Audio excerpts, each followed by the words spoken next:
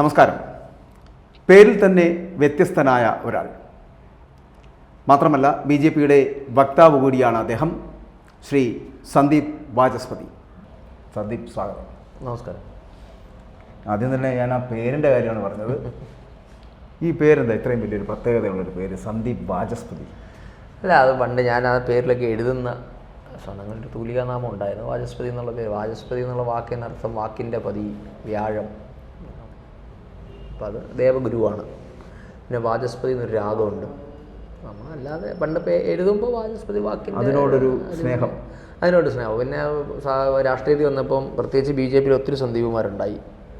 RSS സന്ദീപുമാരുണ്ട്, ബി ജെ പിയിലുണ്ട്. അതൊന്നും ഒരു പേരിൻ്റെ കൂടെ അതും കൂടി കൂട്ടിയെന്ന് മാത്രമേ ഉള്ളൂ. അതൊരു വ്യത്യസ്തതയായി. ഇപ്പോൾ ഈ സമകാലിക രാഷ്ട്രീയം നോക്കി കാണുമ്പോൾ ഈ പേര് കൊണ്ട് എന്തെങ്കിലും ഗുണമുണ്ടായോ? അങ്ങനെ പേര് കൊണ്ട് ഗുണമുണ്ടായോ എന്ന് ചോദിച്ചാൽ ശ്രദ്ധിക്കപ്പെട്ടു. തീർച്ചയായിട്ടും അങ്ങനെ ഒരു പേരുള്ളപ്പം ശ്രദ്ധിക്കപ്പെടുമല്ലോ. പിന്നെ കേരളത്തിൽ അങ്ങനെ ഇപ്പോൾ വാചസ്പതി എന്ന് പറയാൻ, പണ്ട് വാചസ്പതി ശരിക്കും യഥാർത്ഥത്തിൽ ഒരു ബിരുദമാണ്, സംസ്കൃത ബിരുദമാണ്. വാചസ്പതി ബിരുദമുണ്ട്. വിദ്യാ വാചസ്പതി വി പനോളി അദ്ദേഹം ഉണ്ടായിരുന്നു. അപ്പോൾ ഇപ്പോൾ രാഷ്ട്രീയത്തിൽ പിന്നെ വാചസ്പതി എന്ന് പറയുമ്പോൾ ഞാൻ മാത്രമേ ഉള്ളൂ എന്നുള്ളൊരു അഡ്വാൻറ്റേജ് ഉണ്ട്. അപ്പോൾ അങ്ങനെ ഒരു ഇൻട്രഡക്ഷൻ്റെ ആവശ്യമില്ല. ആരാണ് സന്ദീപ് എന്ന് പറഞ്ഞാൽ ഏത് സന്ദീപാണെന്ന് ചോദിക്കത്തില്ല. നേരത്തെ അങ്ങനെ ചോദിക്കുമായിരുന്നു. അങ്ങനെ ഒരു ഗുണമുണ്ട്. സന്ദീപ്, ഇപ്പോൾ നമുക്ക് കേരള രാഷ്ട്രീയത്തിലേക്ക് വരുമ്പോൾ, കേരള രാഷ്ട്രീയത്തിൽ ഇന്ന് വരെ നമുക്ക് ചിലപ്പോൾ ബി ജെ പിക്ക് അക്കൗണ്ട് തുറക്കാൻ കഴിയാതായി. ഇപ്പോൾ ഈ നിയമം ഒഴിച്ചാൽ ബാക്കി ഒരു സ്ഥലത്തും ലോക്സഭാ ഇലക്ഷനൊന്നും നമുക്ക് എത്താൻ പറ്റുന്ന ദൂരമുണ്ട്, പക്ഷേ എത്താതായി പോകുന്നൊരവസ്ഥ ഉണ്ടാകുന്നു. എന്തുകൊണ്ടാണ് അത്തരത്തിലൊരു സിറ്റുവേഷൻ ഉണ്ടായിക്കൊണ്ടിരിക്കുന്നത്? ഇങ്ങനെ നമ്മൾ ഒത്തിരി ചർച്ച ചെയ്തില്ല. അതായത് കേരളത്തിൻ്റെ പ്രത്യേകമായ ഒരു രാഷ്ട്രീയ സാഹചര്യം തന്നെയാണ് അതിൻ്റെ ഒരു പ്രധാന കാരണം. ഇപ്പോൾ ബി ജെ പി തോൽക്കുന്ന ഒരിക്കലും ബി ജെ പിയുടെ കുഴപ്പം കൊണ്ടല്ല. കാരണം ബി ജെ പി ജയിക്കാൻ മത്സരിക്കുമ്പോൾ മറ്റുള്ളവർ ബി ജെ പി തോൽപ്പിക്കാനാണ് മത്സരിക്കുന്നത്. അപ്പോൾ ആ ഒരു രാഷ്ട്രീയം രണ്ട് വ്യത്യാസമുണ്ട്. നമ്മളൊരു പോസിറ്റീവായിട്ട് ജയിക്കാൻ ശ്രമിക്കും, മറ്റുള്ളവർ നമ്മളെ തോൽപ്പിക്കാൻ വേണ്ടിയിട്ടാണ്. അവരവർക്ക് ജയിക്കാൻ വേണ്ടി മത്സരിക്കുന്നു എന്നുള്ളത് മാറ്റി വെച്ചിട്ട് ബി ജെ പിയെ തോൽപ്പിക്കാൻ വേണ്ടി അവർ കൈകോർക്കുകയാണ്. അപ്പോൾ അതിൻ്റെ കുഴപ്പം കൊണ്ടാണ് ഒരു പ്രധാന കാരണം അതുതന്നെയാണ്. അല്ല, ഈ കേരളത്തിനകത്ത് ഇടതും വലതും ഉണ്ടല്ലോ. അവരുടെ ഈ കോൺഗ്രസ് ആണെങ്കിലും അതാ ഞാൻ പറഞ്ഞത്, അവർ രണ്ടുപേരും അതാ ഞാൻ പറഞ്ഞത്, അവർ മത്സരിക്കുന്നത് അവർക്ക് ജയിക്കാനല്ല. നമ്മൾക്കറിയാമല്ലോ ഇപ്പോൾ രണ്ടുപേരുടെയും അവസ്ഥ. ഇപ്പോൾ ഞാനതൊക്കെ ഒത്തിരി ചർച്ചയായതുകൊണ്ടാണ് പറയാത്തത്. രണ്ടുപേരും അക്ഷരാർത്ഥത്തിൽ ഒന്നു തന്നെയല്ലേ. രണ്ടുപേരും വിജയിച്ചു കഴിഞ്ഞാൽ ഒരേ മുന്നണിക്ക് വേണ്ടി വോട്ട് ചെയ്യാൻ പോകുന്നു. അപ്പോൾ അങ്ങനെ വരുമ്പോൾ അവരുടെ രണ്ടിൻ്റെയും കോമൺ ശത്രു ബി ജെ പിയാണ്. എത്രയോ നേതാവ്, ഇപ്പോൾ കെ മുരളീധരൻ കേരളത്തിൽ തന്നെ അറിയപ്പെടുന്ന ഒരു നേതാവല്ലേ, അദ്ദേഹം പലപ്പോഴും പറഞ്ഞിട്ടില്ലേ, ഞങ്ങളുടെ ലക്ഷ്യം ബി ജെ പിയെ തോൽപ്പിക്കലാണ്, ഞങ്ങൾ തോറ്റാലും കുഴപ്പമില്ല, ബി ജെ പി ജയിപ്പിക്കില്ല. അപ്പോൾ ഈ ഒരു പൊളിറ്റിക്സ് വരുന്നത് കൊണ്ടാണ് കേരളത്തിൽ പലപ്പോഴും ബി ജെ പിക്ക് ഒരു വിജയം അന്യമാകുന്നത്. ഇപ്പോൾ കേരളത്തിലെ നല്ല ഇന്ത്യയിലെ തന്നെ ഇലക്ട്രൽ പൊളിറ്റിക്സ് എടുത്താൽ ഒരു 50% മേളിൽ വോട്ട് തേടി ജയിക്കുന്ന കാൻഡിഡേറ്റ്സിൻ്റെയാണ് വളരെ കുറവാണ്. ബാക്കി എല്ലാവരും ഒരു ട്രയാങ്കുലർ ഫൈറ്റ് വരുമ്പോൾ അതിൻ്റെ ഒരു പെർസെൻറ്റേജ് എന്ന് പറയുമ്പോൾ ഒരു 32% നാരോ എസ്കേപ്പിലാണ് പലപ്പോഴും കടന്നു പോകുന്നത്. ഇപ്പോൾ നമുക്ക് രണ്ട് മുന്നണികൾ തമ്മിൽ കേരളത്തിലെ വ്യത്യാസം പോലും ഒരു 1.7 അല്ലെങ്കിൽ ബിലോ 2% മാത്രമേ ഉള്ളൂ. അപ്പോൾ ആ ഒരു സാഹചര്യം ആണ് എല്ലായിടത്തും. അപ്പോൾ എല്ലാവരും എബോവ് 50% കൊണ്ട് ജയിക്കുന്നവരല്ല. അപ്പോൾ സ്വാഭാവികമായ ഒരു ട്രയാങ്കുലർ ഫൈറ്റ് വരുമ്പോൾ ബി ജെ പി വിജയിക്കേണ്ടതാണ്. അപ്പോൾ എന്ന് മാത്രമല്ല, ഈ നമ്മൾ കേരളത്തിലെ ബി ജെ പിയുടെ ഒരു പ്രസൻസ്, ബി ജെ പിയുടെ സോഷ്യലായിട്ടുള്ള റെലവൻസ്, ബി ജെ പി പ്രധാനം ചെയ്യുന്ന പൊളിറ്റിക്സിൻ്റെ ആക്സെപ്റ്റൻസ്, ഇതൊക്കെ നോക്കുമ്പോൾ തീർച്ചയായും ബി ജെ പി ഒരു കേരള രാഷ്ട്രീയത്തിൽ വിജയിക്കേണ്ടതാണ്. പിന്നെ ഈ മുന്നണി രാഷ്ട്രീയം നമുക്കറിയാം. ഇവിടെ കേരളത്തിലെ മുന്നണികളെ പരിശോധിച്ച് ഇടതുപക്ഷത്തായാലും വലതുപക്ഷത്തായാലും ഉള്ള പാർട്ടികളുടെ അവസ്ഥ എന്താ? ഇപ്പോൾ സ്വന്തമായി വോട്ടുള്ള 5 പാർട്ടികളെ കേരളത്തിലെടുത്ത് നോക്കും. മൂന്നാമത്തെ പാർട്ടി ബി ജെ പിയാണ്.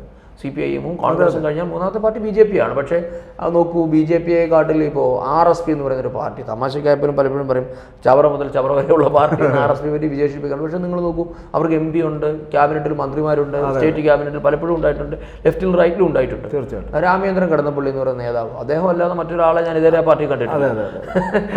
അവർ ജയിക്കുന്നുണ്ട്, മന്ത്രിയാവുന്നുണ്ട്. അങ്ങനെ എത്രയോ. CPIക്ക് കേരളത്തിൽ എത്ര ജില്ലകളിൽ കമ്മിറ്റി ഉണ്ട്? പേരിന് കമ്മിറ്റി ഉണ്ടാകാം. എന്താണ് ആ കമ്മിറ്റികളുടെ അവസ്ഥ? പക്ഷെ ബി ജെ പി അങ്ങനെ ഒരു പാർട്ടി അല്ലല്ലോ. അപ്പം ബി ജെ പിയെ തോൽപ്പിക്കുന്നതിന് വേണ്ടി എല്ലാവരും കൈകോർക്കുന്നു എന്നതുകൊണ്ട് മാത്രമാണ് ബി ജെ പി ജയിക്കാത്തത്. അല്ലാതെ ബി ജെ പിക്ക് സോഷ്യൽ അക്സെപ്റ്റൻസ് ഇല്ലാത്തത് കൊണ്ടൊന്നും അല്ല. ഈ മോദി പ്രഭാവം ഉണ്ടല്ലോ, അതായത് ഇപ്പോൾ ഇന്ത്യ മുഴുവനും അത്തരത്തിലൊരു തരംഗമുണ്ട്, ഒരു മോദി തരംഗമുണ്ട്.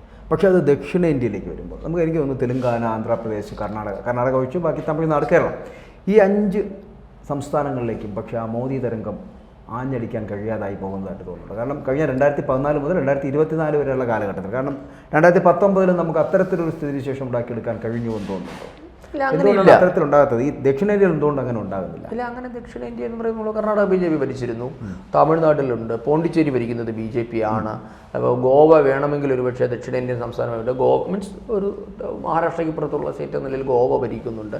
ആകെ നമ്മൾ ഇപ്പോൾ തെലങ്കാനയിൽ BJPക്ക് MLA-മാരുണ്ട്, മഹാരാഷ്ട്ര കോർപ്പറേഷനിലുണ്ട്. ഇതൊക്കെ നരേന്ദ്രമോദിക്ക് ഈവൻ കേരളത്തിൽ എപ്പോഴാണ് BJP ബാക്കിയുള്ള സംസ്ഥാനങ്ങളിൽ വളർച്ചയുണ്ടാകും? അല്ല, അതാ ഞാൻ പറഞ്ഞത്. ഇപ്പോൾ ഞാൻ പറഞ്ഞത് കേരളത്തിൽ എപ്പോഴാണ് BJP അക്കൗണ്ട് തുറന്നത്? അത് മോദി പ്രഭാവത്തിലാണ്. അപ്പൊ മോദി പ്രഭാവം ഇല്ലെന്ന് നമുക്ക് പറയാൻ പറ്റില്ല. അല്ല, പക്ഷേ വേറൊരു കാര്യമുണ്ട്. അന്ന് ആ അവസ്ഥയിൽ നിന്ന് പിന്നെ അങ്ങോട്ട് നമുക്ക് ലോക്സഭാ തെരഞ്ഞെടുപ്പ് വരുമ്പോഴൊന്നും അതാ ഞാൻ പറഞ്ഞത് മുന്നോട്ട് പോകാൻ കഴിയുന്നില്ല. അതുകൊണ്ടാണെന്ന് അതാ ഞാൻ പറഞ്ഞത്. ഇപ്പൊ നിങ്ങൾ കഴിഞ്ഞ പ്രാവശ്യത്തെ നിങ്ങൾ നോക്കൂ, പാലക്കാട് നിയമസഭാ സീറ്റ്, നേമം നിയമസഭാ സീറ്റ്, നമ്മുടെ കഴക്കൂട്ടം, എത്രയിടത്താണ് ഇപ്പോൾ പാലക്കാടൊക്കെ അവസാന റൗണ്ടിലെ വോട്ടെണ്ണിയ പ്രദേശങ്ങൾ നോക്കുമ്പോൾ നമുക്കറിയാം എങ്ങനെയാണ് ഈ ശ്രീധരനെ പോലെ ഒരാൾ തോൽക്കുന്നത്. അപ്പോൾ ഈ മോദി പ്രഭാവം ഉള്ളത് കൊണ്ടാണ് ഇത്രയേറെ വോട്ടുകൾ BJPക്ക് കിട്ടുന്നത്. പക്ഷേ നമുക്കറിയാം പ്രബലമായ രണ്ട് മുന്നണികൾക്ക്, വോട്ട് ബാങ്ക് ഉള്ള രണ്ട് മുന്നണികൾ വിചാരിച്ചാൽ അവരുടെ വോട്ടുകൾ അഡ്ജസ്റ്റ് ചെയ്യാൻ പറ്റും. ഒരു ബൂത്തിൽ ഒരു 10 വോട്ട് വീതം. അത് പൊതുജനങ്ങളൊന്നും അറിയേണ്ടതില്ല, പാർട്ടി കമ്മിറ്റിക്കാർ തന്നെ തീരുമാനിച്ചാൽ മതി. കോറായിട്ടുള്ള 10 പേര് മാറ്റി വോട്ട് ചെയ്താൽ എല്ലാ ബൂത്തിലും അവരുടെ ബ്രാഞ്ച് കമ്മിറ്റി അംഗങ്ങൾ തീരുമാനിച്ചാൽ CPIM-നോ കോൺഗ്രസിനോ അങ്ങോട്ടും ഇങ്ങോട്ടും മാറ്റി വോട്ട് ചെയ്യുന്ന ഒരു സാഹചര്യമുണ്ട്. രണ്ട് പാർട്ടിയിലെയും വകുപ്പത്ത് പേര് വിചാരിച്ചാൽ മതി. അപ്പോൾ ഇങ്ങനെ ഒരു സാഹചര്യം നിൽക്കുന്നതുകൊണ്ട് മാത്രമാണ് മോദി പ്രഭാവം ഇല്ല എന്ന് നമുക്ക് പറഞ്ഞുകൂടാ. കേരളത്തിൽ നടത്തിയ സർവേയിൽ കേരളത്തിലെ 30% ആൾക്കാർ മോദിയെയാണ് ലീഡറായിട്ട് കാണുന്നത്. ജനപ്രിയ നേതാവ് നരേന്ദ്രമോദിയാണ്. അപ്പോൾ അതുണ്ട്. പക്ഷെ അത് ഇലക്ട്രൽ നേട്ടമായി നമുക്ക് വരുന്നില്ല. അതൊരു യാഥാർത്ഥ്യമാണ്. ആ ഒരു കടമ്പ കടക്കൽ തന്നെയാണ് നമ്മളുടെ ഒരു ലക്ഷ്യം. ഇത് നമുക്കറിയാം മാരാർജിയുടെ കാലഘട്ടം മുതലുള്ളതാണ്. എനിക്ക് എൻ്റെ ഓർമ്മയിൽ ഉള്ള ആദ്യത്തെ ഒരു തെരഞ്ഞെടുപ്പ് എനിക്ക് ഓർമ്മയുണ്ട്. മഞ്ചേശ്വരത്ത് അദ്ദേഹം 966 വോട്ടുകൾ കണ്ടാണ് തോറ്റതാണ്. അപ്പോൾ ആ തോൽവി പോലും അത് മാരാർജിയുടെ കുഴപ്പം കൊണ്ടല്ല. അതാ ഞാൻ പറഞ്ഞത്, നമ്മളുടേതല്ലാത്ത കാരണം കൊണ്ടാണ് തോക്കുന്നത് പലപ്പോഴും. നമ്മളെ നല്ല കാൻഡിഡേറ്റ് അല്ലാത്തത് കൊണ്ടല്ല, നല്ല ഐഡിയോളജി അല്ലാത്തത് കൊണ്ടല്ല, ഒന്നുമല്ല. BJPയെ ജയിപ്പിക്കരുത് എന്ന് ഒരു കൂട്ടം ആൾക്കാർ തീരുമാനിച്ചിരിക്കുന്നു. അവർക്ക് ആരെയും കൂട്ടുപിടിക്കാം. അതുകൊണ്ട് മാത്രമാണ് അങ്ങനെ സംഭവിച്ചത്. തീർച്ചയായിട്ടും അതുകൊണ്ട് മാത്രമാണ്, അല്ലാതെ ജനം തീരുമാനം. ഇനി പക്ഷേ നമുക്ക് അതിനെ മറികടക്കാനുള്ള സംഘടനാ സംവിധാനം വേണമെന്നുള്ളത് നിങ്ങൾ പറഞ്ഞിരിക്കുന്നത്. അതാണ് നമ്മളുടേതായ ഭാഗം നോക്കുമ്പോൾ ഒരു ആത്മവിമർശനം എന്ന് വേണമെങ്കിൽ പറയാൻ പറ്റുന്നത്. നമ്മളുടെ മുമ്പ് പറഞ്ഞ പോലെ ഒരു എബോവ് 50% വോട്ട് പിടിക്കാൻ തക്ക തരത്തിലുള്ള സംഘടനാ സംവിധാനം ഉണ്ടാകണം. പിന്നെ കേരളത്തിൻ്റെ ഡെമോഗ്രഫി തീർച്ചയായും ജാതി മത പരിഗണനകളൊക്കെ വരും തെരഞ്ഞെടുപ്പിലായിട്ട്. നമ്മളൊക്കെ എത്ര ഇല്ല എന്ന് പറഞ്ഞാലും ആത്യന്തികമായി ഇവിടെ ജാതി മതം തന്നെയൊക്കെയാണ് കേരളത്തിൽ വോട്ട് തീരുമാനിക്കുന്നത്. നമ്മൾ വലിയ എന്താ പറയുന്ന പുരോഗമനവാദികളെന്ന് പറയുന്നത് അംഗീകരിക്കില്ലായിരിക്കാം, പക്ഷേ യാഥാർത്ഥ്യത്തിൽ ജാതിയും മതവും വലിയ പരിഗണന തന്നെയാണ്. അങ്ങനെ വരുമ്പോൾ കേരളത്തിൻ്റെ ഡെമോഗ്രഫിയിൽ തീർച്ചയായും BJPയുടെ ഏറ്റവും വലിയ വോട്ട് ബാങ്ക് എന്ന് പറഞ്ഞാൽ ഹിന്ദുക്കൾ തന്നെയാണ്.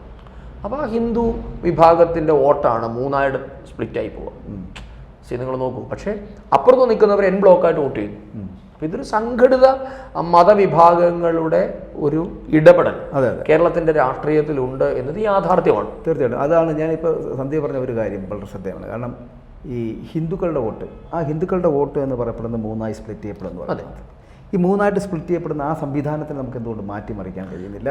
ഹിന്ദുവിനെ എന്തുകൊണ്ട് BJPയിലേക്ക് അടുപ്പിച്ച് നിർത്താൻ കഴിയുന്നില്ല? അതാ ഞാൻ പറയാം. അത് നമ്മളുടെ തീർച്ചയായും സംഘടനാപരമായി നമ്മൾ അതിന് വേണ്ടിയിട്ടുള്ള ശ്രമം കൂടി ഉണ്ടല്ലോ. എല്ലാ കാലത്തും നമ്മൾ ശ്രമിച്ചുകൊണ്ടിരുന്നത് ദേശീയതയുടെ അടിസ്ഥാനത്തിൽ ഈ രാജ്യത്തെ ജനങ്ങളെ സംഘടിപ്പിക്കുക എന്നത് തന്നെയാണ് BJPയുടെ എക്കാലത്തെയും ഉണ്ടായ കാലഘട്ടം മുതലുള്ള നമ്മുടെ അജണ്ട അത് തന്നെയാണ്. അതിനെയാണ് ഇവർ വർഗീയത എന്ന് പറഞ്ഞ് ഒരു അനാവശ്യമായ ഭീതി സൃഷ്ടിക്കാൻ കഴിഞ്ഞിരുന്നു ഇവർക്ക്. കാരണം കേരളത്തിൻ്റെ പ്രത്യേക ഒരു സംശയമുണ്ട്, പൂർത്തിയാക്കാം. അതിനു മുമ്പ് ഈ ഹിന്ദു ഒത്തുചേരുമ്പോൾ അത് വർഗീയതാവുന്നു, എന്നാൽ ബാക്കിയുള്ളവർ ഒത്തുചേരുമ്പോൾ എന്തുകൊണ്ട് അത് വർഗീയത അല്ല? അത് നമ്മൾ കേരളത്തിലെ ജനങ്ങൾ പ്രബുദ്ധരെന്ന് പറയുന്ന മലയാളികൾ ചോദിക്കേണ്ട ചോദ്യമാണ്. അപ്പോൾ ഞാനത് പല വേദികളിലും മുമ്പ് പറയും. ഇപ്പോൾ കേരളത്തിലെ നായന്മാരിപ്പോൾ തിരുവനന്തപുരത്ത് ഒരു യോഗം വെക്കട്ടെ, പിണറായി വിജയൻ ഉദ്ഘാടനം ചെയ്യാൻ വരും. ഇപ്പോൾ പെരുന്നയിൽ നിന്ന് വിളിച്ചു പറയുകയാണ്, അല്ലെ സംഗീത് കുമാർ എന്ന് പറഞ്ഞാൽ ക്ഷണിച്ചാൽ പിണറായി വിജയൻ ആ യോഗത്തിൽ വരും, അല്ലേ? ഈഴവർ കേരളത്തിലൊരു യോഗം വെക്കട്ടെ, പിണറായി വിജയൻ ഉദ്ഘാടനം ചെയ്യാൻ വരും. KPMS വെക്കട്ടെ, വരും. ഇവർ 3 പേരോട് ചേർന്നൊരു ഹിന്ദു സമ്മേളനം വെക്കട്ടെ, പിണറായി വിജയൻ വരുമോ? എന്താ കാര്യം? അവിടെയാണ് ഇരട്ടത്താപ്പ്. ഇതിനെയാണ് നമ്മൾ ചോദ്യം ചെയ്തത്. നിങ്ങൾക്ക് ജാതീയമായി സംഘടിപ്പിക്കാൻ നിങ്ങൾ തയ്യാറാണ്, പക്ഷെ ജാതി മറന്ന് ഒന്നാകാൻ നിങ്ങൾ സമ്മതിക്കില്ല. ഇതെന്ത് പൊളിറ്റിക്സാണ്? അപ്പൊ അതാ ഞാൻ പറഞ്ഞു പൊളിറ്റിക്സിനെ നമ്മൾ കേരളത്തിൽ അതിനെയാണ് നമ്മൾ ചെയ്തുകൊടുത്തത്. ഇവിടം വരെ എത്തിയില്ലേ?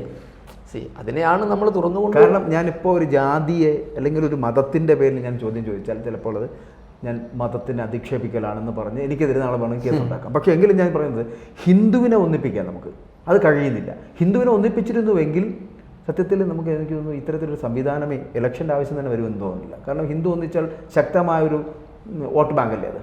ആ വോട്ട് ബാങ്കിൽ നിന്ന് BJPക്ക് സ്വന്തമായിട്ട് തന്നെ കാൻഡിഡേറ്റിനെ സൃഷ്ടിച്ച് ജയിപ്പിച്ചു പോകാൻ കഴിയുന്നൊരു സംവിധാനമുണ്ട്. പക്ഷേ ഇവിടെ ഞാൻ പറഞ്ഞു വരുന്നത് ആ ഹിന്ദുവിനെ ഒന്നിക്കാൻ കഴിയുന്നില്ല. പകരം ബാക്കിയുള്ള മതങ്ങൾ, അത് ഏത് മതവുമാകട്ടെ, ക്രിസ്തു മതമാകട്ടെ, ഇസ്ലാം മതമാകട്ടെ, ഏത് മതവും അവരൊന്നിക്കുമ്പോൾ എന്തുകൊണ്ടാണത് ഇല്ലാതായി, അത് വർഗീയത അല്ലാതായി മാറുന്നത്? അല്ല, അതാ ഞാൻ പറഞ്ഞത്. ഇപ്പോൾ ഹിന്ദുവിനെ ഒന്നിപ്പിക്കുന്നത് BJPക്ക് വോട്ട് കിട്ടാൻ വേണ്ടിയിട്ടല്ല. ഞാൻ ടു ബി ഫ്രാങ്ക്, അങ്ങനെ ഒരു പെർസെപ്ഷൻ എനിക്കില്ല. അല്ല, ഹിന്ദുവിൻ്റെ വോട്ടാണ് എന്ന് അല്ല, അത് നമ്മളുടെ വോട്ട് ബാങ്കിൽ ഒരു മേജർ ചങ്ക് അവിടെ നിന്നാണ്. നമ്മൾ സമ്മതിക്കാതിരിക്കാൻ തരവില്ല. കാര്യം BJPക്ക് വോട്ട് ചെയ്യുന്ന 100 പേരെ എടുത്താൽ സ്വാഭാവികമായി ഒരു 60 to 70% ആൾക്കാർ ഹിന്ദുക്കൾ തന്നെയായിരിക്കും. അത് യാഥാർത്ഥ്യം, അതൊരു ഫാക്റ്റാണ്. പക്ഷേ ഹിന്ദുവിനെ സംഘടിപ്പിക്കുന്നത് BJPയുടെ വോട്ട് ബാങ്കിന് വേണ്ടിയിട്ടല്ല, ഒരിക്കലുമല്ല. അത് മറ്റൊരു വിശാലമായ പരിപ്രേക്ഷ്യത്തിലാണ് നമ്മൾ അതിനെ കാണേണ്ടത്. ഹിന്ദുവിനെ ഒന്നിപ്പിക്കുക എന്ന് പറയുന്നത് ഈ രാജ്യത്തെ ഒന്നിപ്പിക്കുന്നില്ല. ഹിന്ദു അപ്പോൾ നമ്മൾ വേറെ വിഷയം വിട്ടുപോകും. ഹിന്ദു എന്ന് പറയുമ്പോൾ അമ്പലത്തിൽ പോകുന്നവരാണ് എന്ന അർത്ഥത്തിലും അല്ല നമ്മൾ ഹിന്ദു എന്ന് പറയുന്നത്. അതിന് ദേശീയമായ മറ്റൊരു താല്പര്യമുണ്ട്. ആ താല്പര്യത്തിൻ്റെ അടിസ്ഥാനത്തിലാണ്. പക്ഷേ കേരളത്തിൽ ഞാൻ അതാ പറഞ്ഞത്, കേരളത്തിൽ വരുന്ന സമയത്ത് എല്ലാവരും BJP ഹിന്ദു എന്ന് പറഞ്ഞത് വർഗീയതയാണ്, ഭാരതത്തെപ്പറ്റി പറഞ്ഞാൽ അത് വർഗീയതയല്ല, രാജ്യത്തെപ്പറ്റി ചിന്തിച്ചാൽ വർഗീയതയാണ് എന്ന് പറയുന്ന ഒരു എന്താ പറയുന്നത് നറേറ്റീവ് അത് കേരളത്തിൻ്റെ പൊതുസമൂഹത്തിലുണ്ട്. അത് കമ്മ്യൂണിസ്റ്റ് പാർട്ടി ഉണ്ടാക്കിയെടുത്തതാണ് തീർച്ചയായും. ഞാനതുകൊണ്ട് എപ്പോഴും പറയും, കേരളം രക്ഷപ്പെടണമെങ്കിൽ ഒരു റിയൽ ആൻറ്റി കമ്മ്യൂണിസ്റ്റ് ഉണ്ടാകണം. കേരളത്തിലെ ശരിക്കും അത് എല്ലാ പാർട്ടികളും, ഈവൻ BJP പോലും, ഞാനത് പറയുന്നത് എത്രമാത്രം ശരിയാണ് എന്ന് നമുക്ക് പിന്നീട് വിലയിരുത്തേണ്ടി വരും. എങ്കിൽ പോലും അല്ല, എത്രമാത്രം ശരിയാണെന്നല്ല, എത്രമാത്രം അത് സ്വീകരിക്കപ്പെടും എന്നെനിക്ക് വിലയിരുത്തേണ്ടി വരും. പക്ഷേ എങ്കിൽ പോലും ഞാൻ പറയുന്നു, ഈവൻ BJPയിൽ പോലും കമ്മ്യൂണിസ്റ്റ് ഉണ്ട് തീർച്ചയായിട്ടും. അപ്പോൾ അതൊരു നമ്മളെന്തോ കമ്മ്യൂണിസ്റ്റ് ആവുക എന്ന് പറഞ്ഞാൽ എന്തോ വലിയ മഹത്തരമാണ് എന്ന് കരുതുന്ന ആൾക്കാരാണ് എല്ലാ പാർട്ടിയിലും ഉള്ളത്. നിങ്ങൾ നോക്കൂ, കോൺഗ്രസ്സിന് എപ്പോഴാണ് അവരുടെ എൻറ്റിറ്റി നഷ്ടമായത്? കേരളത്തിൽ ഓൾ ഇന്ത്യ തലത്തിലായാൽ പോലും അവരുടെ ആൻറ്റി കമ്മ്യൂണിസ്റ്റ് എന്ന് പറയുന്നവരുടെ നിലപാടിൽ നിന്ന് പിന്നോട്ട് പോയപ്പോഴാണ്. ഇന്ന് കേരളത്തിലെ ഏത് കോൺഗ്രസ് നേതാവുണ്ട് ഒരു റിയൽ കമ്മ്യൂണിസ്റ്റ് വിരുദ്ധനാരുണ്ട്? VD സതീശൻ പോലും പറയുന്ന അയാൾ കമ്മ്യൂണിസ്റ്റാണെന്ന് അല്ലേ? ഒരുപക്ഷെ K കരുണാകരനെയും ഉമ്മൻചാണ്ടിയുടെയും കാലഘട്ടം മാറ്റി നിർത്തിയാൽ ഒരു ആൻ്റണിയെ പോലും ഞാൻ 100% കമ്മ്യൂണിസ്റ്റ് വിരുദ്ധനാണെന്നൊന്നും പറയില്ല. മാറ്റി നിർത്തിയാൽ ആരാണ് ഇവിടെ ആൻറ്റി കമ്മ്യൂണിസ്റ്റ് ഉള്ളത്? ഇപ്പോൾ K സുധാകരൻ ഒരു പരിധിവരെ അയാളുടെ എന്താ പറയുക, blood is thicker than water എന്ന് പറയുന്നത് പോലെ അയാൾ രക്തത്തിൽ തൊട്ടത് കൊണ്ട് അദ്ദേഹം ഒരു ആൻറ്റി കമ്മ്യൂണിസ്റ്റാണ്. അവരോട് അടിച്ചു നിൽക്കുന്നത് കൊണ്ട്. അതല്ലാതെ ഐഡിയോളജിക്കലി ഒരു ആൻറ്റി കമ്മ്യൂണിസ്റ്റ് എന്ന് പറയുന്ന ഒരു നിലപാട് കേരളത്തിന് അത്യാവശ്യമാണ്. കാര്യം കമ്മ്യൂണിസമാണ് കേരളത്തെ നശിപ്പിച്ചത്. അതിൽ നിന്ന് നിങ്ങൾക്ക് ആ മുക്തി കിട്ടാതെ ഈ പറയുന്ന നറേറ്റീവുകളിൽ നിന്നൊന്നും നിങ്ങൾക്ക് മോചനം ഉണ്ടാകില്ല. അപ്പം നമുക്ക് ആദ്യം വേണ്ടതാണ് ഇവിടുത്തെ അതാ ഞാൻ പറഞ്ഞത്, അത് BJPയിൽ പോലും ഈ കമ്മ്യൂണിസ്റ്റ് സ്വാധീനമുണ്ട്. അത് ഞാൻ മാറ്റണം. അപ്പോൾ നമ്മൾക്ക് കമ്മ്യൂണിസ്റ്റ് വിരുദ്ധത എന്നുള്ളത് അത് കേരളത്തിൻ്റെ നന്മയ്ക്ക് വേണ്ടിയിട്ടാണ്. കാരണം ഇവിടെ പക്ഷെ അവനെ എങ്ങനെയാണ് കേരളത്തിൽ ആ നറേറ്റീവ് ഉണ്ടാകുന്നത്? എങ്ങനെ? നിങ്ങൾ കമ്മ്യൂണിസ്റ്റ് ആയാൽ എന്തോ മാനവവാദിയായി അല്ലേ, കമ്മ്യൂണിസ്റ്റായ മതേതരവാദിയായി, കമ്മ്യൂണിസ്റ്റായ മനുഷ്യസ്നേഹിയായ എന്നാണ് പറയുന്നത്. ഞാൻ ഈ പറയുന്ന ഇത് കേൾക്കുന്ന പ്രേക്ഷകരോട് എനിക്ക് ചോദ്യം, അതിനുള്ള ഒരു ഉദാഹരണം എന്നെ ചൂണ്ടിക്കാണിച്ചാൽ ഞാൻ കമ്മ്യൂണിസ്റ്റ് റെഡിയാണ്. ഞാൻ റെഡിയാണ്. ഞാൻ കമ്മ്യൂണിസ്റ്റ് ആക്കാൻ തയ്യാറാണ്. എവിടെയാണ് കമ്മ്യൂണിസം സമം മാനവവാദം? സന്ദീപ് വാചസ്പതിയെ പറഞ്ഞ് മനസ്സിലാക്കി പറഞ്ഞ് മനസ്സിലാക്കലല്ല, നിങ്ങൾ എന്നെ കാണിച്ചു തരണം. കമ്മ്യൂണിസം ഉണ്ടായിരുന്നിടത്ത് എവിടെയാണ് മനുഷ്യസ്നേഹം ഉണ്ടായിരുന്നത്?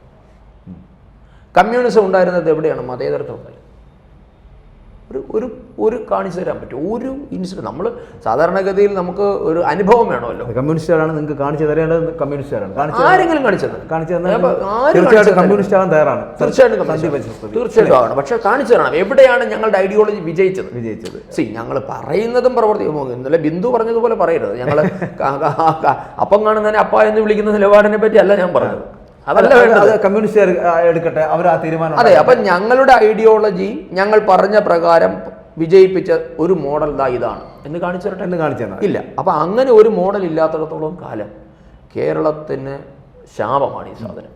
നമ്മൾ നോക്കൂ, ബംഗാൾ നോക്കൂ, ത്രിപുര നോക്കൂ, തെലങ്കാന നോക്കൂ, കശ്മീർ നോക്കൂ, എവിടെ ഇന്ത്യയിൽ കമ്മ്യൂണിസ്റ്റ് പാർട്ടി ഉണ്ടായ സംസ്ഥാനങ്ങളുടെ എണ്ണം എടുത്താൽ നിങ്ങൾ ഞെട്ടിപ്പോകും. അല്ല, ഈ കമ്മ്യൂണിസ്റ്റ് പാർട്ടിയും കോൺഗ്രസും എന്ന് പറയപ്പെടുന്നത് ഇപ്പോൾ തീർച്ചയായിട്ടും രണ്ട് ആ പാർട്ടികളുടെയും പല നേതാക്കന്മാരും ഇങ്ങനെ BJPയിലേക്ക് ഒഴുകുന്ന ഒരു സാഹചര്യം. ഇവിടെ ഇനി കേരളത്തിൽ നിന്ന് പെട്ടെന്ന് ഒഴുകി വരാൻ സാധ്യതയുള്ള കമ്മ്യൂണിസ്റ്റ് കോൺഗ്രസ് നേതാക്കൾ ആരൊക്കെയാണെന്ന് സന്ദീപിന് തോന്നുന്നു? അല്ല, കെ സുധാകരനെ മാറ്റി നിർത്തിക്കൊണ്ട് KPCC സുധാകരനൊന്നുമല്ല, ആരും വരും കേരളത്തിൽ. ഞാൻ അതുകൊണ്ടാണ് ഇപ്പോൾ നമ്മൾ ഈ കേരളത്തിലെ രാഷ്ട്രീയം എന്തോ വലിയ മഹത്തരമാണ് എന്ന് കരുതുന്നത് കൊണ്ടാണ്. എന്നു മുതലാണ് എന്നാണ് നിങ്ങൾ കേരളത്തിൻ്റെ രാഷ്ട്രീയ ചരിത്രം എടുത്തു നോക്കൂ. ഇവിടെ ലോനപ്പൻ നമ്പാടിനെ ചാക്കിട്ട് പിടിച്ചല്ലേ കമ്മ്യൂണിസ്റ്റ് പാർട്ടി ഒരു മന്ത്രിസഭയതായിട്ട്. ഇത് നോക്കൂ, നിങ്ങളിവിടെ കൂറുമാറ്റ നിരോധന നിയമപ്രകാരം വന്നപ്പോൾ മാന്യന്മാരായവരാണ് കേരളത്തിലെ രാഷ്ട്രീയക്കാരൊക്കെ. അത് കേരളത്തിൽ ഇതൊന്നും അന്യമായിരുന്നില്ല. കേരളത്തിൽ എന്തുകൊണ്ടത് സംഭവിക്കുന്നില്ല എന്ന് ചോദിച്ചാൽ ഞങ്ങളുടെ ചോദിക്കുക, അങ്ങനെ എത്ര മുന്നണി മാറിയില്ലേ? പിന്നെ ഈ കേരള കോൺഗ്രസ്സുകൾ ഏതൊക്കെ മുന്നണിയിൽ ആരുടെ കൂടെ ഉണ്ടായിരുന്നു നിങ്ങൾക്ക് പറയാൻ പറ്റുമോ? ഇതിൽ പച്ച മലയാളത്തിൽ അതിന് വേറെയാണ് വിശേഷിപ്പിക്കുന്നത്. ഞാൻ ആ വിശേഷണത്തിലേക്ക് പോകുന്നില്ല.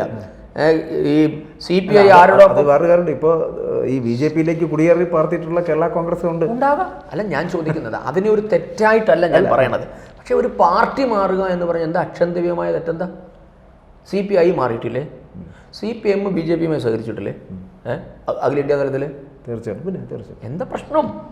ഇത് രാഷ്ട്രീയത്തിൽ സാധ്യമാണ്. അപ്പം കേരളത്തിൽ എന്തോ മാറാത്തതുകൊണ്ട് ഞങ്ങൾ വലിയ പൊങ്ങിയ ആൾക്കാരാണെന്ന് എന്തോ ഒരു ധാരണ ഒന്നുമില്ല.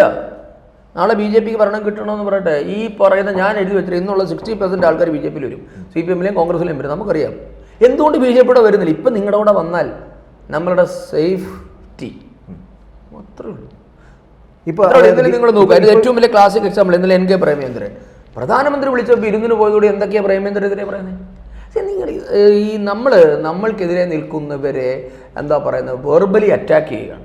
നിങ്ങൾ അതാണ് ഇവിടെ ചെയ്തുകൊണ്ടിരിക്കുന്നത്. നാളെ പ്രേമേന്ദ്രൻ BJPയുടെ സ്ഥാനാർത്ഥിയായിട്ട് നിന്നാലും ചിലപ്പോൾ അത്ഭുതപ്പെടേണ്ടതില്ല. അല്ല, ഇപ്പോൾ സന്ദീപ് പറഞ്ഞല്ലോ, ആർക്കും ഏത് പാർട്ടി മാറാമല്ലോ, തെറ്റില്ല. പ്രേമചന്ദ്രൻ നാളെ BJPയിൽ ഒരു ആരും പറയുന്നില്ല. അദ്ദേഹം ഒരു ഇന്ത്യൻ പ്രധാനമന്ത്രിയാണ് വിളിച്ചത്.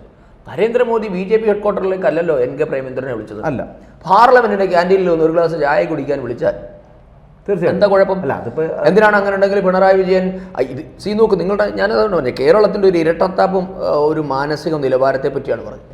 2 മാസം മുമ്പല്ലേ പ്രധാനമന്ത്രി, അല്ല 1 മാസം മുമ്പല്ലേ നമ്മുടെ സുരേഷ് ഗോപിയുടെ ജനുവരി മാസം 17 അന്ന് നരേന്ദ്രമോദി വന്ന സമയത്ത്, പ്രധാനമന്ത്രി വന്ന സമയത്ത് അദ്ദേഹം കുറേ ഗവൺമെൻറ് പദ്ധതികളുടെ ഉദ്ഘാടനം ഉണ്ടായിരുന്നു. മുഖ്യമന്ത്രി സ്വീകരിക്കാൻ പോയി. അന്ന് എന്താണ് VD സതീശൻ പറഞ്ഞത്? നരേന്ദ്രമോദിയെ സ്വീകരിക്കാൻ പോയ പിണറായി വിജയൻ അതാ അക്ഷന്തികമായി തെറ്റിയതു എന്നല്ലേ സതീശൻ പറഞ്ഞത്. ഇന്ന് അതേ സതീശൻ പ്രേമചന്ദ്രൻ മോദിയെ കണ്ടതിനെ ന്യായീകരിച്ച് നടക്കുക. നിങ്ങൾ നോക്കിയത് മാറി വരുന്നതിൻ്റെ നോക്കൂ. 30 ദിവസത്തെ ഇടവേള പോലും എടുത്തില്ല ഇവരുടെ നിലപാടുകളുടെ മാറ്റി. ഇത്രയേ ഉള്ളൂ ഇവരുടെ നിലപാട്. അപ്പൊ പിണറായി വിജയൻ മുഖ്യമന്ത്രിയെ കണ്ടതിനെ തന്തയ്ക്ക് വിളിച്ചു ആദ്യം കോൺഗ്രസ്സുകാരൻ. ഇപ്പൊ UDF ഒരാൾ പ്രധാനമന്ത്രിയെ കണ്ടപ്പോൾ LDF തന്തയ്ക്ക് വിളിക്കുക. എന്നും നിലപാടാണ് നമുക്ക് മനസ്സിലാവുന്നില്ല. അപ്പോൾ ഇവരുടെയൊക്കെ നിലപാട് ഇത്രയൊക്കെ ഉള്ളൂ. അതിനകത്തൊന്നും ഒരു പൊളിറ്റിക്സ്. ഇവിടെ ഈ വിജയനെ കുറിച്ച് പറഞ്ഞുകൊണ്ട് നമുക്ക് ആ വിജയനെ കൂടെ സംസാരിക്കാതെ പോകാൻ പറ്റത്തില്ലല്ലോ. കാരണം വിജയൻ ലാവ്ലിൻ കേസുമായിട്ട് ബന്ധപ്പെട്ടിട്ട് മുഖ്യമന്ത്രി പിണറായി വിജയൻ 36ാമത്തെ തവണയാണ് ഈ കേസ് മാറ്റിവെക്കുന്നത്. ഏതെങ്കിലും തരത്തിലൊരു സമീപനം, ഈ ഒരു മൃദു സമീപനം BJPക്ക് പിണറായിയിലുണ്ടോ? അതുകൊണ്ടായിരിക്കും VD സതീശൻ ഇങ്ങനെ കൈകെട്ടി പിടിച്ചൊക്കെ നിൽക്കുമ്പോൾ ട്രോളുകളാണ് ഞാൻ പറയുന്നത്. മറ്റൊന്നും ചിന്തിക്കേണ്ട. പിടിച്ച് നിൽക്കുമ്പോൾ ട്രോളുകൾ വരുന്നത് അതുകൊണ്ടായിരിക്കും. അല്ല, ഞാൻ പറഞ്ഞത് അതിനകത്ത് കേന്ദ്രത്തിന് യാതൊരു അജണ്ട ഇല്ല എന്നുള്ളതിൻ്റെ ഏറ്റവും വലിയ ഉദാഹരണമല്ലേ. ഇപ്പോൾ പിണറായി വിജയനെ നമുക്കങ്ങ് കുടുക്കി രാഷ്ട്രീയമായി വേട്ടയാടി ചെയ്യണമെങ്കിൽ നിങ്ങൾ ഈ പറഞ്ഞാൽ കേസ് മാറ്റി വെക്കാതിരിക്കണം. ഇനി പിണറായി വിജയനെ വെറുതെ വിടലാണ് കേന്ദ്രത്തിൻ്റെ ലക്ഷ്യമെങ്കിൽ എത്രയും പെട്ടെന്ന് വിചാരണ ചെയ്ത് ഇല്ലാതാക്കിയാൽ പോരെ. അല്ല, എന്തുകൊണ്ട് ഇതിങ്ങനെ 36ാമത്തെ ഞാൻ ഒരിക്കലും നമുക്കറിയാം കോടതികളിൽ അങ്ങനെയുള്ള രാഷ്ട്രീയ ഇടപെടലുള്ളതാണ് അറിയാൻ കഴിഞ്ഞു. പക്ഷേ സ്വാഭാവികമായിട്ടും ഞാൻ തിരിച്ചു ചോദിക്കാം, പാമോലിയൻ കേസ് എവിടെ വരെയായി? അതെ അതെ, ടൈറ്റാനിയം കേസ് എവിടെ വരെയായി? തീർച്ചയായിട്ടും. അല്ല, പിന്നെന്താ? അല്ല, കേസുകൾ മാറി മാറി പോകും. ഞാൻ ചോദിക്കുന്നത് ഇത് BJP വന്നപ്പോഴുണ്ടായ കുഴപ്പമാണോ? എൻ്റെ ചോദ്യം അവിടെയാ. അതാ ഞാൻ കേരളത്തിലെ നിങ്ങളുടെ കേരളത്തിൽ എനിക്കറിയാവുന്ന കേസിൽ ഏക വിചാരണ ഇടമലയാർ കേസിൽ ബാലകൃഷ്ണപിള്ള ശിക്ഷിച്ചതാണ്. ആണോ? ഐസ്ക്രീം കേസ് എവിടെത്തി? ഐസ്ക്രീം കേസ് എവിടെത്തി? ഇവിടെ വലിയ മഹാരഥന്മാരാണല്ലോ അല്ല, ഭരിച്ചത്. എന്തുകൊണ്ട് ഈ കേസുകളൊന്നും ഒരിടത്തും എത്താതെ? അതായത് അത് ഇന്ത്യൻ ജുഡീഷ്യൽ സംവിധാനത്തോട് ചോദിക്കണം. അത് ഭരിക്കുന്ന പാർട്ടിയോട് ചോദിച്ചിട്ട് കഥയില്ല. അത് ഇന്ത്യൻ ജുഡീഷ്യയുടെ പ്രത്യേകതയാണ്. അത് മാറേണ്ട കാലം അതിക്രമിച്ചിരിക്കുന്നു. കണക്കാക്കാറുള്ളത് ജുഡീഷ്യറി ഒരിക്കലും വിലക്ക് വാങ്ങാൻ കഴിയില്ല. അല്ല, അതാ ഞാൻ പറഞ്ഞത്. പക്ഷേ അങ്ങനെ ജുഡീഷ്യറിക്ക് വാങ്ങൽ നടക്കുന്നുണ്ടോ? അതാ ഞാൻ, അങ്ങനെ ഉണ്ടെങ്കിൽ നിങ്ങൾ പാമ്പോലിൻ കേസ് നിങ്ങൾ വിലക്ക് വാങ്ങിയിരുന്നോ? ടൈറ്റാനിയം കേസിൽ വിലക്ക് വാങ്ങിയിരുന്നോ? ഐസ്ക്രീം കേസിൽ വിലക്ക് വാങ്ങിയിരുന്നോ? സോളാർ കേസിൽ വിലക്ക് വാങ്ങിയിരുന്നോ? എന്റെ ചോദ്യം എവിടെയാണ്? സന്ദീപ് ശ്രദ്ധിക്കുന്നുണ്ടോ? അല്ല, ഞാൻ എന്റെ ചോദ്യം തിരിച്ചതാണ്.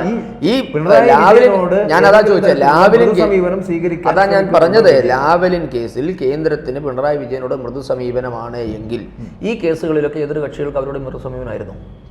ആ ചോദ്യത്തിനോട് മറുപടി പറ. ആണെങ്കിൽ ഇത് സമ്മതിക്കാം, അത് പറയട്ടെ. അപ്പോ അത് ഇന്ത്യൻ ജുഡീഷ്യൽ സംവിധാനത്തിന്റെ ഒരു ശാപമാണത്. അതിനകത്ത് അത് ആര് ഭരിക്കുമ്പോഴും അങ്ങനെയാണ്. ഇത് അല്ലേ? ഇത് നമുക്ക് പറയേണ്ടി വരിക. തീർച്ചയായിട്ടും അത് ഗതികേടാണ്. നിങ്ങൾ നോക്കൂ, കഴിഞ്ഞ പ്രാവശ്യം എന്താണ് CBIയുടെ വക്കീൽ പറഞ്ഞു, ഞങ്ങൾ ഏത് നിമിഷം വാദിക്കാൻ തയ്യാറാണെന്ന് CBIയുടെ വക്കീൽ പറഞ്ഞു.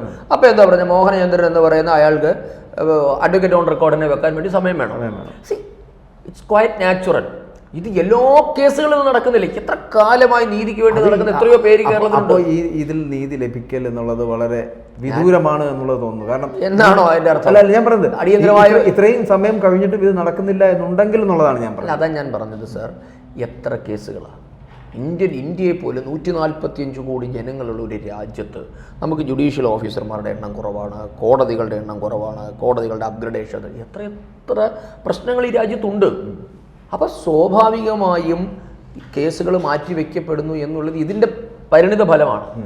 അതാ ഞാൻ ചോദിച്ചത്. അങ്ങനെയുണ്ട് പിണറായി വിജയനോടുള്ള മൃദു സമീപനമാണ് എങ്കിൽ എത്രയും പെട്ടെന്ന് വിചാരണ ചെയ്ത് പിണറായി വിജയനെ കേസില്ലെന്ന് പ്രഖ്യാപിച്ചാൽ പറയും. അങ്ങനെയാണോ ചെയ്യേണ്ടത്? അപ്പോൾ അല്ല, ഇതിനകത്ത് ഒരു അജണ്ട ആരും ഇടപെടുന്നില്ല. നിയമത്തിന്റെ വഴിക്ക് പോകുന്നു എന്നുള്ള അക്ഷരാർത്ഥത്തിൽ അവിടെയാണ് സംഭവിക്കുന്നത്. നമുക്കെല്ലാവർക്കും അതിനകത്ത് ആശങ്കയുണ്ട്, നമുക്കെല്ലാവർക്കും അതിനകത്തൊരു ആമർഷമുണ്ട്. ഈ കേസ് മാറ്റി വെക്കുന്നത് സ്വാഭാവികമാണ്, അല്ല നമുക്ക് ആർക്കും ഇല്ലാത്തതല്ല. പക്ഷെ ഞാൻ അതിന്റെ റിയാലിറ്റി ആണോ, അതിന്റെ അങ്ങനെ ഒരു അമർഷം BJP ഉണ്ടോ? തീർച്ചയായിട്ടും ഉണ്ടല്ലോ. കാരണം BJP പലപ്പോഴും ഇപ്പോൾ നവകേരള സദസ്സ് അടക്കമുള്ള പരിപാടിയുമായിട്ട് ബന്ധപ്പെട്ട് പിണറായി വിജയൻ കേരളത്തിൽ കാസർഗോഡ് മുതൽ തിരുവനന്തപുരം വരെ നടന്നു, ബസ്സിലും ഒക്കെ ആയിട്ട് യാത്ര ചെയ്ത ആളാണ്. എവിടെയെങ്കിലും വൈകിപ്പോയി എന്ന് തോന്നിയിട്ടുണ്ടോ പ്രതിഷേധിക്കാൻ യുവമോർച്ചയ്ക്കും BJPക്കും? എനിക്ക് തോന്നുന്നു കൊല്ലത്തിന് ശേഷമാണ് യുവമോർച്ചയ്ക്ക് തുടങ്ങിയതെന്ന്. അല്ല, ഇതൊക്കെയാണ് ഞാൻ മുമ്പ് തന്നെ ഞാൻ പറയുന്നത്. ഇതിവിടെയാണ് നമ്മൾ മുമ്പ് പറഞ്ഞ ആന്റി കമ്മ്യൂണിസ്റ്റ് ആകേണ്ടതിൻ്റെ പ്രാധാന്യം വരുന്നത്. പ്രതിഷേധം എന്ന് പറഞ്ഞാൽ ബസ്സിന് കല്ലെറിഞ്ഞാലേ പ്രതിഷേധമാവുള്ളൂ. ആരാണ് ഈ നറേറ്റീവ് സെറ്റ് ചെയ്തത് സർ? ഇവിടെയാണ് കമ്മ്യൂണിസം കേരളത്തിൻ്റെ പൊതുസമൂഹത്തെ ഗ്രസിച്ചിരിക്കുന്ന ഒരു ശാപമാണെന്ന് ഞാൻ. ജനാധിപത്യത്തിൽ നിങ്ങൾ പ്രതിഷേധിക്കുക എന്ന് പറഞ്ഞാൽ ബസ്സിന് കല്ലെറിഞ്ഞാൽ, കരിങ്കൊടി കാണിച്ചാൽ, പൊതുമുതൽ നശിപ്പിച്ചാൽ മാത്രമേ ഉള്ളൂ എന്നുള്ള ഒരു ഉണ്ട്. നമ്മളുടെ ഇടയിൽ അല്ല, നമ്മളിത് പുറത്തു പറയില്ലായിരിക്കാം, അറിഞ്ഞോ അറിയാതെയോ നമ്മുടെ ഉപബോധം മനസ്സിൽ കിടക്കുന്നതുകൊണ്ടാണ് ഈ ഒരു ചോദ്യം. ഈ ചോദ്യം പോലും BJP ആണെങ്കിലും യുവമോർച്ചയാണെങ്കിലും CPM ആണെങ്കിലും DYFI ആണെങ്കിലും കോൺഗ്രസ് ആണെങ്കിലും നടത്തിയിട്ടുണ്ട് ഇത്തരത്തിലുള്ള പ്രതിഷേധങ്ങൾ. ഞാൻ അതല്ലേ പറഞ്ഞത്, എല്ലാ പാർട്ടിയിലും കമ്മ്യൂണിസ്റ്റുകാരുണ്ടെന്ന്. ഞാനത് ആദ്യം അഡ്രസ്സ് ചെയ്തില്ല ചോദ്യത്തിന്. ഇപ്പം ഈ ചോദ്യം ഉണ്ടാകാനുള്ളൊരു കാരണം പോലും നമ്മുടെ ഉപബോധ മനസ്സിൽ ഇങ്ങനെ കിടക്കുന്നത് കൊണ്ടാണ്.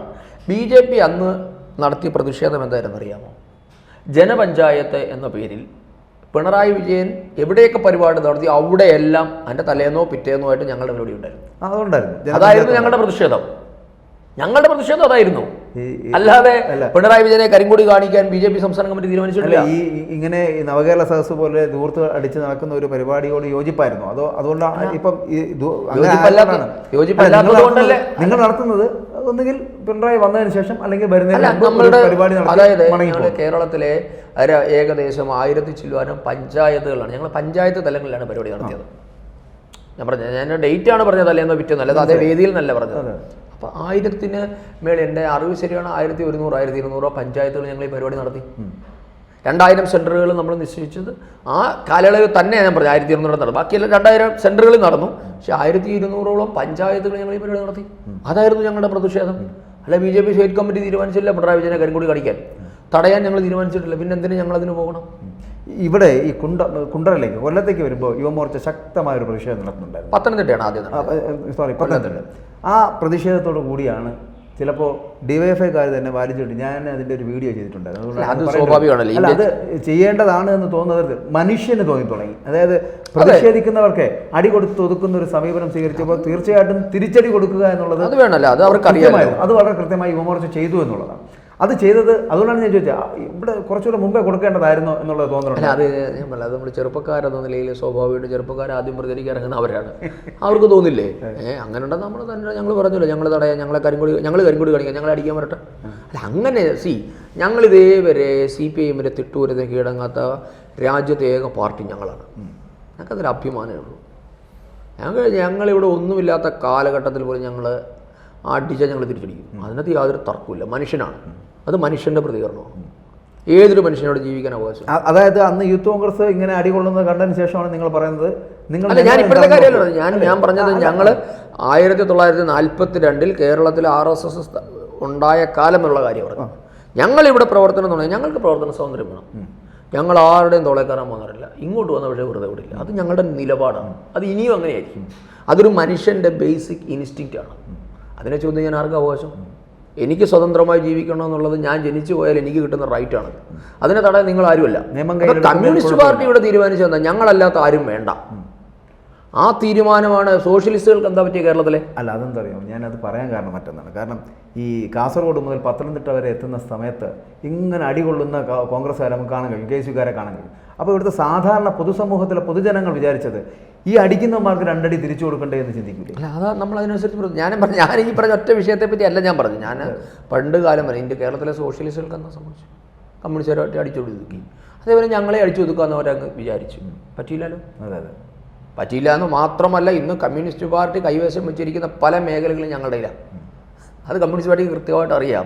ചുമ്മാ ചാനലിലും മറ്റേ ഫേസ്ബുക്കിലും ഒക്കെ വന്നിട്ട് ഇവർ ഗോഗ വിളിക്കുന്നത് അല്ലാതെ അടിച്ചാൽ പണ്ട് നമ്മൾ പറയുന്നത് നല്ല ഹോട്ടലിൽ കയറി ഊണ് കഴിക്കാന്ന് പറഞ്ഞാൽ അടിച്ചാൽ തിരിച്ചടി കിട്ടുമെന്ന് നമുക്ക് നന്നായിട്ട് അറിയാം. അതുകൊണ്ട് നമ്മുടെ അടുത്തൊന്നും വരില്ല. അതൊക്കെ പാവം പിടിച്ച് യൂത്ത് കോൺഗ്രസ്സുകാരുടെ മേളിൽ കയറുമായിരിക്കും, ഇങ്ങോട്ട് വരില്ല. പക്ഷേ അത് ഞങ്ങൾ പറയും, ഞങ്ങൾ ആരും അങ്ങോട്ടേക്ക് പോയിട്ടില്ലല്ലോ. ഇതങ്ങനെ മുഖ്യമന്ത്രിയെ കരിങ്കൊടി കാണിച്ചാൽ ഉടനെ DYFക്കാർ അടിക്കുമെങ്കിൽ ഞങ്ങൾ കരിങ്കൊടി കാണിക്കുന്നു, ഞങ്ങളെ അടിക്കേ എന്ന് ഞങ്ങളുടെ വെല്ലുവിളി തന്നെയായിരുന്നു. ഞങ്ങളുടെ യുവമോർച്ച വളരെ സമർത്ഥമായി ചെയ്യുകയും ചെയ്തല്ലോ. അതായത് ഞങ്ങൾ തീരുമാനിച്ചതല്ല, ഇത് കണ്ട് സഹികെട്ട് കേരളത്തിലെ ജനങ്ങൾ മുമ്പ് നിങ്ങൾ പറഞ്ഞതുപോലെ അങ്ങനെ ഒരു വികാരം കേരളത്തിലെ ജനങ്ങൾക്ക് ഉണ്ടായപ്പോൾ ഉണ്ടായ നാച്ചുറൽ പ്രതികരണമാണത്. അല്ലാതെ അത് നമ്മൾ തീരുമാനിച്ചിട്ട് DYFക്കാരെ അടിക്കാൻ തീരുമാനിച്ചതോ മുഖ്യമന്ത്രിക്ക് കരിങ്കൊടി കാണിക്കാനൊന്നും നമ്മൾ തീരുമാനം ഉണ്ടായില്ല. പക്ഷേ ഇത് ഇങ്ങനെ നമ്മളെ തോന്നിവാസം അംഗീകരിക്കാൻ പറ്റില്ല എന്ന ഒരു യുവത്വത്തിൻ്റെ പ്രതികരണമായിരുന്നത് അതുണ്ടായിരുന്നത്.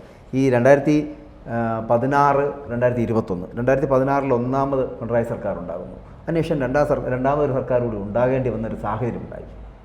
ഈ രണ്ടാമതൊരു സർക്കാർ ഉണ്ടാകേണ്ടി വരുന്നൊരു സാഹചര്യത്തിൽ BJP എന്ന് പറയപ്പെടുന്നൊരു രാഷ്ട്രീയ പാർട്ടി എത്രത്തോളം ഇതിനോട് അനുകൂലിച്ചൊരു നിലപാട് സ്വീകരിച്ചിരുന്നു? ഒരനുകൂലം ഉണ്ടായില്ല. എന്ത് നമ്മൾ അനുകൂലിച്ചിട്ടാണോ വരുന്നത്? ഇതൊക്കെ തോന്നലില്ലേ? ഉറപ്പല്ലേ? അങ്ങനെ എന്തിനാണ് നമ്മൾ അനുകൂലിക്കുന്നത്? നമുക്ക് അങ്ങനെ അതാ ഞാൻ പറഞ്ഞു. പക്ഷേ എന്തുകൊണ്ടാണ് നമുക്ക് പലപ്പോഴും ഈ അത്രത്തോളം വോട്ട് ബാങ്കിൽ വോട്ട് ഷെയർ കുറയുന്ന ഒരു സമീപനം സ്വീകരിക്കേണ്ടി വരുന്നു, അല്ലെങ്കിൽ ഇല്ലാതെ വരുന്ന ഒരു സാഹചര്യം? നമ്മുടെ കുറഞ്ഞില്ലല്ലോ. നമ്മളുടെ കഴിഞ്ഞ നിയമസഭാ തെരഞ്ഞെടുപ്പിൽ ഞങ്ങളുടെ വോട്ട് ബാങ്ക് നിലനിർത്തിയിട്ടുണ്ടായിരുന്നു. അത് കഴിഞ്ഞ തെരഞ്ഞെടുപ്പിലുണ്ടായിരുന്നു. ഈ ലോക്സഭാ തെരഞ്ഞെടുപ്പിന് ശേഷം വന്ന തെരഞ്ഞെടുപ്പുകളിൽ നമുക്ക് അത്തരത്തിലുള്ള ഒരു ആ ലോക്സഭാ തെരഞ്ഞെടുപ്പ് നടന്നതിൻ്റെ സാഹചര്യം നമുക്കറിയാമല്ലോ. ശബരിമല പ്രക്ഷോഭത്തിൻ്റെ തൊട്ടടുത്ത് നടക്കുന്ന ഒരു തെരഞ്ഞെടുപ്പ്. അപ്പോൾ അതിൻ്റേതായ ഒരു മൂവ്മെൻറ്റ് അല്ലെങ്കിൽ അതിൻ്റേതായ ഒരു മുന്നേറ്റം നമുക്കുണ്ടായി. പിന്നെ അതൊക്കെ അവസാനിച്ചപ്പോഴാണ് അടുത്ത തെരഞ്ഞെടുപ്പ്. അത് നാച്ചുറലായിട്ട് ഉണ്ടാകുന്ന ഒരു സ്ട്രിങ് എന്നതിനപ്പുറത്തേക്ക് നമ്മളുടെ അടിസ്ഥാന വോട്ട് ഷെയർ എവിടെയും പോയിട്ടില്ലല്ലോ. അടിസ്ഥാന വോട്ട് ഷെയർ അവിടെ ഇൻടാക്റ്റായിട്ടുണ്ട്. നമുക്ക് എല്ലാ തെരഞ്ഞെടുപ്പിലും വോട്ട് കൂടുന്ന ഏക പാർട്ടി BJP ആണ്. ഗ്രാജുവലി ആണെന്ന് മാത്രമേ ഉള്ളൂ. എന്തായാലും ഉയർച്ച വന്നുകൊണ്ടിരിക്കുകയാണ്, ഗ്രാജുവലി ഒരു ഉയർച്ച വന്നുകൊണ്ടിരിക്കുക.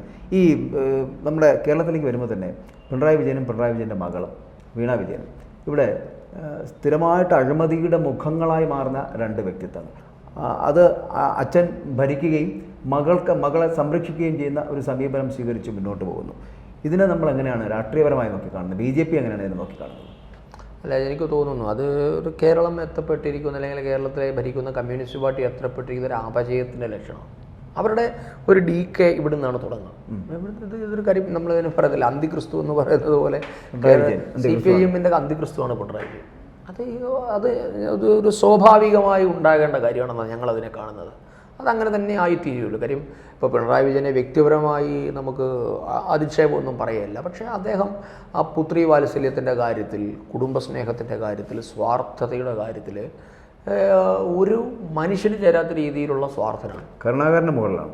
കരുണാകരനൊന്നും ഇങ്ങനെയൊന്നും എനിക്ക് തോന്നുന്നില്ല മക്കൾക്ക് വേണ്ടി ഇത്ര അഴിമതി കാണിച്ചിട്ടുണ്ടോ. കരുണാകരൻ ആശ്രിത വത്സലായിട്ട് പല അഴിമതി കൂടെ നിൽക്കുന്നവർക്ക് വേണ്ടി കാണിച്ചിട്ടുണ്ടാകും. പക്ഷെ മകന് വേണ്ടി അങ്ങനെ എന്തെങ്കിലും അഴിമതി കാണിച്ചതായിട്ട് എനിക്കങ്ങനെ എൻ്റെ അറിവിലില്ല. പിന്നെ അയാൾക്ക് സീറ്റ് മേടിച്ചു കൊടുക്കാനൊക്കെയുള്ള രാഷ്ട്രീയ കുതന്ത്രങ്ങൾ കാണിച്ചിട്ടുണ്ടാകും. പക്ഷേ അഴിമതി ഒന്നും കാണിച്ച് മുരളീധരൻ എന്തെങ്കിലും സമ്പാദിച്ചിട്ടുണ്ടോ എന്ന് എനിക്കറിയില്ല. പക്ഷേ ഇതല്ലല്ലോ നമ്മൾ പറയുമ്പോൾ. എത്രയോ മുഖ്യമന്ത്രിമാരെ എത്രയോ പ്രധാനമന്ത്രിമാരെ നമ്മൾ കണ്ടിരിക്കുന്നു. ഇവിടെ നമ്മൾ കാണുന്ന മാതൃക ലാൽകൃഷ്ണ അദ്വാനിയുടെയാണ്. ഹവാല ഡയറിയിൽ, ജയിലിൻ്റെ ഡയറിയിൽ LKA എന്നൊരു പേര് ആരോ എഴുതി വെച്ചപ്പോൾ അദ്ദേഹം തൻ്റെ സ്ഥാനം രാജിവെച്ചതാണ്. എന്നാൽ അദ്ദേഹം ഒഫീഷ്യൽ പോസ്റ്റൊന്നുമില്ല, പ്രതിപക്ഷ നേതൃസ്ഥാനമാണ് രാജിവെച്ച്. MP സ്ഥാനവും രാജിവെച്ചിട്ട് ഇതിനകത്ത് സത്യാവസ്ഥ തീരാതെ ഞങ്ങൾ വരില്ല എന്ന് പറഞ്ഞൊരു മാതൃക ഇവിടെയുണ്ട്. അതിലും എത്രയോ വലിയ പോസ്റ്റിലാണ് ഇപ്പോൾ പിണറായി വിജയൻ ഇരിക്കുന്നത്.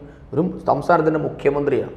അപ്പോൾ പിണറായി വിജയൻ ഈ പോരാളി ഷാജിമാർക്ക് സ്റ്റാറ്റസ് ഇടാൻ വേണ്ടി മാസ് ഡയലോഗ് അടിക്കുന്നതല്ലാതെ ആത്യന്തികമായി എന്താ ചെയ്തിട്ടുള്ളത്? പിണറായി വിജയൻ എന്താ തൻ്റെ ഇടമുള്ള മുഖ്യമന്ത്രിയാണെങ്കിൽ പറയേണ്ട അന്വേഷണം വരട്ടെ, അന്വേഷിക്കട്ടെ, എൻ്റെ കൈകൾ ശുദ്ധമാണോ എന്ന് അന്വേഷണത്തിലൂടെ പുറത്തു വരട്ടെ എന്ന് എത്രയോ മുഖ്യമന്ത്രിമാർ കേരളത്തിൽ പറഞ്ഞിരിക്കുന്നു. ഈ പ്രോഗ്രാമിൻ്റെ സമയപരിധി ഇവിടെ അവസാനിക്കുമ്പോൾ അടുത്ത ഭാഗം അടുത്ത ദിവസം.